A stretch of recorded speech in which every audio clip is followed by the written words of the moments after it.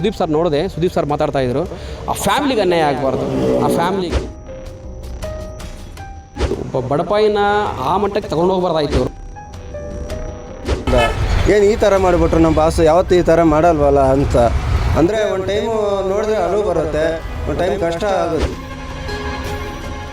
ಅವ್ರು ತಪ್ಪು ಮಾಡಿಲ್ಲ, ತಪ್ಪು ಮಾಡಿದರೆ ಶಿಕ್ಷೆ ಅನುಭವಿಸ್ಬೇಕು.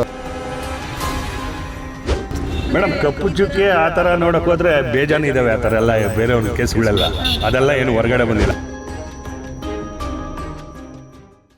ಎಲ್ಲರಿಗೂ ನಮಸ್ಕಾರ. ನೀವು ನೋಡ್ತಾ ಇದ್ದೀರಾ ಸಂಜೆ ವಾಣಿ. ನಾನು ಶ್ರುತಿ ನೀರಾಯ. ವೀಕ್ಷಕರೇ, ಚಾಲೆಂಜಿಂಗ್ ಸ್ಟಾರ್ ದರ್ಶನ್ ಅವರು ರೇಣುಕಾಸ್ವಾಮಿ ಕೊಲೆ ಪ್ರಕರಣದ ಆರೋಪಿಯಾಗಿ D boss and gang arrest ಆಗಿರುವಂಥದ್ದು. ಈ ಬಗ್ಗೆ ನಮ್ಮ ಜನತೆ ಏನು ಹೇಳ್ತಾರೆ ಅಂತ ಬನ್ನಿ ಅವ್ರ ಜೊತೆ ಕೇಳ್ಕೊಂಡು ಬರೋಣ. ಬನ್ನಿ ಮೇಡಮ್, ನಮ್ಮ ಹೆಸರು ಚಲಪತಿ ಬಿ ಕೋಲಾರ್ ಅಂತ. ಮೇಡಮ್, ನಾನು ದರ್ಶನ್ ಸರ್ ಜೊತೆ ಕೆಲಸ ಮಾಡಿದ್ದೀನಿ. ಈ ಬಂಧನ ಸಿನಿಮಾಗೆ ಅಸಿಸ್ಟೆಂಟ್ ಡೈರೆಕ್ಟ್ರು. ನಾವು ನೋಡಿದ ಹೆಂಗಿದ್ರು ಮನುಷ್ಯರು ಅಂದರೆ ಎಲ್ಲರ ಜೊತೆ ಫ್ರೆಂಡ್ಶಿಪ್ಪಲ್ಲಿದ್ದರು. ಜೊತೆಗೆ ಯಾರಾದರೂ ಅವ್ರ ಸಿನಿಮಾಗಳಿಗೆ ಫೈಟ್ ಮಾಡೋಕ್ಕೆ ಬರ್ತಾರಲ್ಲ, ಆ ಫೈಟ್ರಸ್ಗೆ ಪ್ರೊಡ್ಯೂಸರ್ ಬಿಟ್ಟು ಇವ್ರು ದುಡ್ಡು ಕೊಡ್ತಾಯಿದ್ರು. ಅಂದರೆ ಅವ್ರಿಗೆ ಏನಾದರೂ ಏಟಾದರೂ ಕೂಡ ಹಾಸ್ಪಿಟ್ಲಿಗಾಗಲಿ ಇದಾಗಲಿ ಮಾಡ್ತಾಯಿದ್ರು. ಈಗ ಅವ್ರು ಫೇವರಾಗಿ ಮಾತಾಡ್ತೀವಿ ಅಂತಲ್ಲ, ಒಂದು ಒಳ್ಳೆ ಫುಡ್ ಕೂಡ ತರಿಸ್ತಾಯಿದ್ರು. ಬಟ್ ನಿಜವಾಗ್ಲೂ ಹೇಳ್ತಾ ಇದ್ದೀನಿ, ಅಂದರೆ ಈ ಬಡಪಾಯಿನ ಆ ಮಟ್ಟಕ್ಕೆ ತೊಗೊಂಡು ಹೋಗ್ಬಾರ್ದಾಯ್ತು ಇವರು ಅಷ್ಟು ಜನ ಸೇರಿಕೊಂಡು.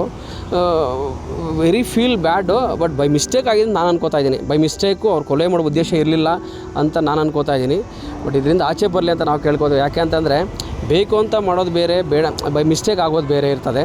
ಸೊ ಆದಷ್ಟು ಬೇಗ ಆಚೆ ಬರಲಿ ಅಂತ ನಾನು ಕೇಳ್ಕೊತಾ ಇದ್ದೀನಿ ಮೇಡಮ್. ದರ್ಶನ್ ಸರ್ಗಿರೋ ಫಾನ್ ಫಾಲೋಯಿಂಗು ಬೇರೆ ಯಾವ ನಟರಿಗೂ ಇಲ್ಲ ಕರ್ನಾಟಕದಲ್ಲಿ. ನನ್ನ ಈಚೆಗೆ ಇವತ್ತು ಅವ್ರ ಕಡೆ ಸಪೋರ್ಟಾಗಿ ಮಾತಾಡ್ತಾರೆ. ಬಟ್ ಅವರು ಕೆಲವರಂತೂ ಭಾರಿ ತೊಂದರೆಯಲ್ಲಿದ್ದಾರೆ. ನಾನು ನೋಡೋದಂಗೆ ಕೆಲವು ಅವರು ಅಪ್ಪಟ ಅಭಿಮಾನಿಗಳು ಫುಲ್ ಡ್ರಿಂಕ್ಸ್ಗೆ ಅಟ್ಯಾಕ್ಟ್ ಆಗಿದ್ದಾರೆ. ಡ್ರಿಂಕ್ಸ್ಗೆ ಇವತ್ತು ಅವ್ರ ಕಡೆ ಸಪೋರ್ಟಾಗಿ ಮಾತಾಡ್ತಾ ಇದ್ದಾರೆ. ಈ ವ್ಯಕ್ತಿ ಅಂತ ಕೆಲಸಕ್ಕೆ ಒಂದು ಹುಡುಗಿ ವಿಚಾರಕ್ಕೆ ಹೋಗ್ಬಾರ್ದಾಗಿತ್ತು.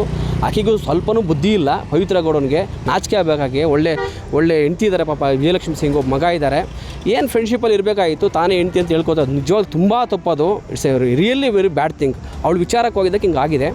ಹೋಗ್ಬಾರ್ದಾಗಿತ್ತು ಇವರು. ಹೋಗಿ ಲೈಫನ್ನ ನೋಡಿ ಈ ಮಟ್ಟಕ್ಕೆ ಇನ್ನು ಯಾವಾಗ ಆಚೆ ಬರ್ತಾರೆ, ಅದು ಯಾವಾಗ ಕೇಸ್ ಕ್ಲೋಸ್ ಆಗುತ್ತೋ ಇಲ್ವೋ, ಸಜೆ ಆಗುತ್ತೆ ಅಂತ ಅದಕ್ಕೆ ತುಂಬ ಕಷ್ಟ. ಒಬ್ಬ ಲೈಟ್ ಮ್ಯಾನ್ ಆಗಿ ಬಂದು ಈ ಲೆವೆಲ್ಗೆ ಬೆಳೆದ ಮೇಲೂ ಕೂಡ ಬಟ್ ಈ ಕೀಳು ಮಟ್ಟಕ್ಕೆ ಹೋಗಿದ್ದು ನಿಜವಾಗ್ಲೂ ಅದು ಕ್ಷಮಿಸಲಾರ್ದಂಥ ತಪ್ಪು.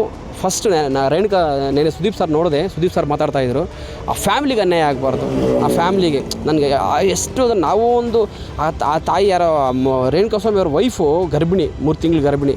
ನಿಜವಾಗ್ಲೂ ತುಂಬ ತಪ್ಪು ಮೇಡಮ್. ಅದು ತುಂಬ ಯಾವ ಲೆವೆಲ್ ತಪ್ಪು ಅಂದರೆ ಆ ತಪ್ಪು. ಅವ್ರು ನಿಜವಾಗ್ಲೂ ಇವ್ರಿಗೆ ಒಳ್ಳೆ ಏನಾದರೂ ಮನುಷ್ಯತ್ವ ಇದ್ದರೆ ಆಚೆ ಬಂದು ಫಸ್ಟ್ ಆ ಫ್ಯಾಮ್ಲಿಗೆ ಏನು ಮಾಡ್ಬೋದು ಅದು ಮಾಡಲಿ ಅಂತ ನಾನು ಕೇಳ್ಕೊತೀನಿ ಮೇಡಮ್. ಚಿತ್ರರಂಗಕ್ಕೆ ಯಾರೋ ಇವಾಗ ಇರೋದೇ 4 ಜನ ಹೀರೋ ಹೋಗಿದ್ದಾರೆ ಕನ್ನಡದಲ್ಲಿ. ಅದರಲ್ಲಿ ವರ್ಷಕ್ಕೆ ಒಂದು 2 ವರ್ಷಕ್ಕೆ ಒಂದು ಸಿನಿಮಾ ಮಾಡ್ತಾಯಿದ್ದಾರೆ. ಇನ್ನು ಚಿತ್ರ ಮುಳುಗೋಗತ್ತೆ ಹೊರತು ಮೇಲೆ ಬರೋಕ್ಕೆ ಸಾಧ್ಯ ಇಲ್ಲ. ಬ್ಯಾನ್ ಮಾಡೋದಕ್ಕಿಂತ ಚಿತ್ರರಂಗಕ್ಕೂ ನ್ಯಾಯ ಆಗಬೇಕು, ಹಾಗೆ ಕೂಡ ರೇಣುಕಾಸ್ವಾಮಿ ಅವ್ರಿಗೂ ನ್ಯಾಯ ಆಗಬೇಕು, ಆ ಫ್ಯಾಮಿಲಿ ನ್ಯಾಯ ಆಗಬೇಕು. ಆ ಥರ ನಿರ್ಧಾರ ತೊಗೊಂಡ್ರೆ ಒಳ್ಳೇದಂತ ನನ್ನ ಅನಿಸಿಕೆ ಮೇಡಮ್. ಡೆಫಿನೆಟ್ಲಿ ಮೇಡಮ್, ಅದರಲ್ಲಿ ನೋ ಡೌಟು. ಡೆಫಿನೆಟ್ಲಿ ಅವ್ರಿಗೆ ಒಂದು ವೆರಿ ಬ್ಯಾಡ್ ಮಾರ್ಕು. 2011 ಒಂದು ಕೇಸ್ ಆಗಿತ್ತು. ಸಖತ್ತು ಬ್ಯಾಡ್ ಮಾರ್ಕ್ ಆಯ್ತು ಮೇಡಮ್ ಅವ್ರಿಗಂತೂ. ಸತ್ಯ ಮೇಡಮ್. ಏನು ಹೇಳ್ತೀರಾ ಅವರ ಫ್ಯಾನ್ಸ್ಗೆ ಏನು ಹೇಳ್ತೀರಾ? ನಾನು ಹೇಳಿದೆ ಹುಚ್ಚ ಅಭಿಮಾನ ಬೇಡ. ಏನಂತಂದರೆ ತಪ್ಪು ಮಾಡಿದ್ದಾರೆ, ಅದಕ್ಕೆ ಶಿಕ್ಷೆ ಅನುಭವಿಸ್ಲಿ ಅಂತ ನಾವು ಹೇಳ್ತೀವಿ. ಹಾಗಂತ ತಪ್ಪು ಮಾಡಿದರೆ, ನಿಜವಾಗ್ಲೂ ತಪ್ಪು ಮಾಡಿದರೆ ಡೆಫಿನೆಟ್ಲಿ ಅನುಭವಿಸ್ಲಿ. ಹಾಗೆ ಕೂಡ ರೇಣುಕಾಸ್ವಾಮಿ ಅವ್ರ ಫ್ಯಾಮಿಲಿಗೂ ನ್ಯಾಯ ಸಿಗಲಿ ಅಂತ ಕೇಳ್ಕೊತೀನಿ ಮೇಡಮ್. ನಮ್ಮ ಹೆಸರು ರಘು ಅಂತ. ನಾವು ಡಿ ಬಾಸ್ ಅವ್ರ ಫ್ಯಾನಿಂದ. ನಮ್ಮ ಡಿ ಬಾಸು ಈ ಕಾರಣ ಮಾಡಿರೋದಂದರೆ ಕೈವಾಡ ಇದೆ ಅವರಲ್ಲಿ. ಅವ್ರು ಮಾಡೋಕ್ಕೆ ಚಾನ್ಸ್ ಇಲ್ಲ ಇದರಲ್ಲಿ. ಅಂದರೆ ಬೇರೆಯವರು ಮಾಡಿರೋದಕ್ಕೆ ನಮ್ಮ ಡಿ ಬಾಸ್ ಅವ್ರು ಏನು ಹೇಳಿದ್ದಂದರೆ, ನಾವು ಹೋಗಿದ್ದಂತಾರೆ ನಿಜ, ಆದರೆ ಈ ಥರ ಮಾಡಿಲ್ಲ ಹೇಳ್ಬಿಟ್ಟು ಮಾತಾಡಿಸ್ಬಿಟ್ಟು ಬಂದಿರೋದು. ಆಮೇಲೆ ಅವರು ಏನೋ ಎಣ್ಣೆ ಹೊಡೆದ್ಬಿಟ್ಟು ಗಲಾಟೆ ಮಾಡಿ ಅವರೇ ಮಾಡಿರೋದಂತೆ. ಫ್ರೆಂಡ್ಸ್ ಎಲ್ಲ ಅವ್ರ ಜೊತೆಗಿರೋರು. ಇವ್ರದ್ದೇನು ಕೈವಾಡಲ್ಲ ಅಂತ ನಮ್ಮ ಅಭಿಮಾನಿಗಳು ಎಲ್ಲ ಹೇಳ್ತಾಯಿದ್ದಾರೆ. ಅವರು ಆಚೆ ಬರೋಕ್ಕಂತರೆ ಎಲ್ಲ ವ್ಯವಸ್ಥೆ ಮಾಡ್ತಾಯಿದ್ದಾರೆ. ಬಟ್ಟು ಅವ್ರೇನು ಮಾಡ್ತಾಯಿದ್ದಾರೆ ಅಂದರೆ 1ರಿಂದ 2 ತೆಗಿತಾ ಇದ್ದಾರೆ ನ್ಯೂಸ್ಗಳು, ಅಂದ್ರೆ ಲಾಯರ್ಗಳು ಅವರೆಲ್ಲ. ಬಟ್ ಅವ್ರೇನು ಮಾಡ್ತಾವ್ರೆ, ಆಚೆ ಬರಬಾರ್ದು, ಜೈಲು ಶಿಕ್ಷೆ ಆಗಬೇಕಂತ ನಮ್ಮ ಬಾಸ್ಗೆ ಇದು ಮಾಡ್ತಾಯಿದ್ದಾರೆ ಅವ್ರ ಕಡೆಯಿಂದ.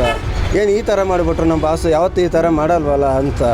ಅಂದರೆ ಒಂದು ಟೈಮು ನೋಡಿದ್ರೆ ಅಳು ಬರುತ್ತೆ, ಒಂದು ಟೈಮ್ ಕಷ್ಟ ಆಗುತ್ತೆ. ಏನು ಹಿಂಗೆ ಆಗ್ತಾಯಿದ್ದಲ್ಲ ನಮ್ಮ ಬಾಸ್, ಯಾವತ್ತೂ ಮಾಡಿಲ್ಲ ಈ ಥರ ಅಂತ ಒಂಥರ ದುಃಖ ಆಗ್ತಾ ಇರುತ್ತೆ ನಮಗೆ.